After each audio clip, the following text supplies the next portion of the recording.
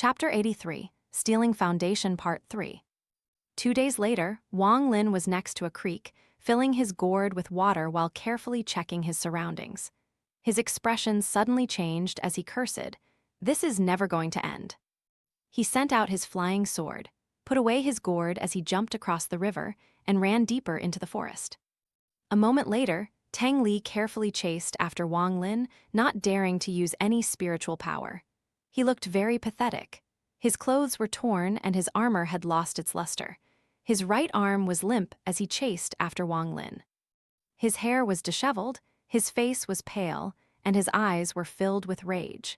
His hatred for Wang Lin had reached an unimaginable degree.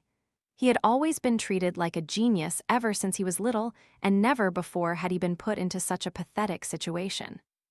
All of this was caused by Wang Lin. The vines 2 days ago almost killed him. He never thought that such small vines could be so deadly. When the liquid the vine shot out hit his armor, it started to dissolve the plate. If it was only that, then it would be fine. He would have killed it with his flying sword. However, this vine was undying. Every time he cut the vine, it would divide into more. Even the lightning ball created by the flying sword couldn't stop the vines. Then there were sneak attacks by Wang Lin's strange flying sword. His right arm was injured by the flying sword. Finally, Tang Li had to take out his life-saving treasure given to him by his grandfather. The treasure was very powerful, but it only had one use. He had never used it once ever since he received it, but he knew that if he didn't use it now, he wouldn't be able to save his own life. In the end, under the power of the treasure, a majority of the vines were destroyed and the rest retreated back underground. Tang Li used this opportunity to finally escape. Thinking about it now, his forehead got covered in cold sweat. As for Wang Lin, he now hated him to the bones. Especially the fact that Wang Lin never attacked him head-on and always sneak attacked him. With that strange flying sword Wang Lin possessed, Tang Li had to keep his flying sword floating around him at all times. He carefully checked the river. After hesitating for a bit, he drank some water from it as he was very thirsty after chasing for 5 or 6 days. The water felt very refreshing and sweet. Tang Li felt rejuvenated and was about to drink more when his heart suddenly skipped a beat. A small green sword quietly appeared before him and stabbed toward his head. Tang Li quickly retreated without any hesitation as he called his own flying sword to protect him. The two flying swords collided with each other, but the green sword was clearly at a disadvantage. After a while, the green sword gained a few more scratches as it suddenly flashed and disappeared. Tang Li looked at the hair the small green sword had cut as he screamed at the top of his lungs, "Damn it! I swear that when I catch you, I'll let you experience all of the torture in the world and then refine your soul." Wang Lin was running through the jungle as his face suddenly turned red and he swallowed a mouthful of blood. The green sword appeared next to him. He felt pain in his heart when he saw the new scratches. A cold light flashed across his eyes as he kept running. Late into the night, 5 days later, Wang Lin and Tang Li were still running through the jungle. They had already entered into the deep part of the jungle, and on that night, Wang Lin suddenly stopped. Sidhu Nan quickly said, "Brat, you noticed it too. There is a very powerful spiritual fluctuation northwest of here. Go check it out." In these past few days, he had been on his toes, using all of his knowledge to help Wang Lin avoid one danger after another. Without a word, Wang Lin changed his direction to northwest. Shortly after, he arrived at the spot of the spiritual fluctuation. The scene before him caused his pupils to contract. Under the moonlight was a giant tree that had been completely uprooted, laying on the ground. The area was clear of everything besides a dead body lying on the ground. Above his head floated a green bead as spiritual energy gathered from all directions, forming many smaller swirls. Sidhu Nan was stunned and said, with a surprised tone, "A green core. Didn't think there would be a green core from a rank 4 country here." Wang Lin asked, "What is a green core?" "This is the rank 4 country's demon sex special cultivation technique, the green core, or the fake core. Unlike normal cores, you can have as many green cores as you wish. I remember that there was a madman from a rank 4 country who had tens of thousands of green cores. Not even spirit-forming cultivators from rank 5 countries would dare to mess with him. It has to be said that besides the ability to increase your cultivation, what makes the green core deadly is when it explodes. It is really powerful when tens of thousands of those green cores explode at once. Wang Lin's eyes lit up and he suddenly asked, "How many green cores does this person before us have? Can you tell?" Him, only one is pretty good for him, and this person is also not a living person. He is clearly a zombie that has intelligence. He was probably a demonic cultivator from a rank 4 country that used a technique before his death to turn into a zombie. That zombie had clearly already seen Wang Lin. He didn't move, but raised his finger and flicked. A green light shot out straight toward Wang Lin's forehead. Wang Lin quickly retreated and dodged the green light. The green light didn't chase, but made a circle and stopped.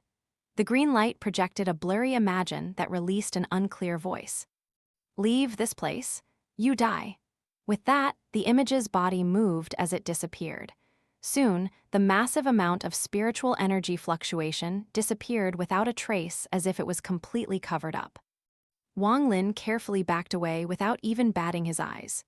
After a bit, a cold light flashed across his eyes, and he no longer ran away, but spread out his divine sense, waiting for Tang Li to catch him. Tang Li's flying sword circled around his body, getting rid of anything in his way. He suddenly noticed something as he smiled. He pointed his finger forward, and his flying sword shot out. Wang Lin's shadow was within sight. Tang Li became excited as he checked his surroundings.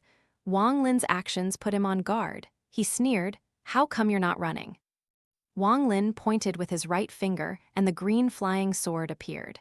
He waved his hand, and the green sword shot out. Then, he took out a piece of jade, then spat out a mouthful of spiritual energy onto the jade. Suddenly, 4 golden characters appeared from the jade. Tang Li grinned. He bit his finger and flung out a drop of his blood onto his flying sword. Suddenly, the flying sword shook as it released demonic light and grew into a great sword.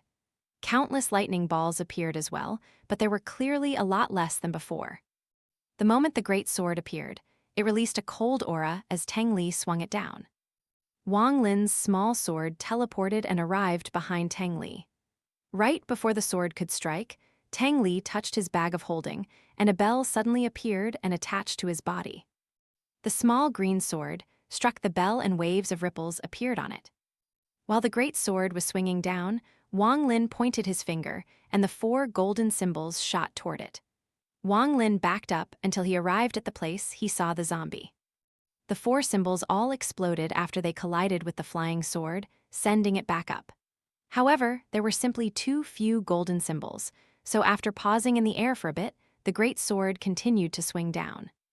Crackling sounds came from the ground as the ground clearly couldn't handle the pressure. All of the giant trees in the surrounding area fell over.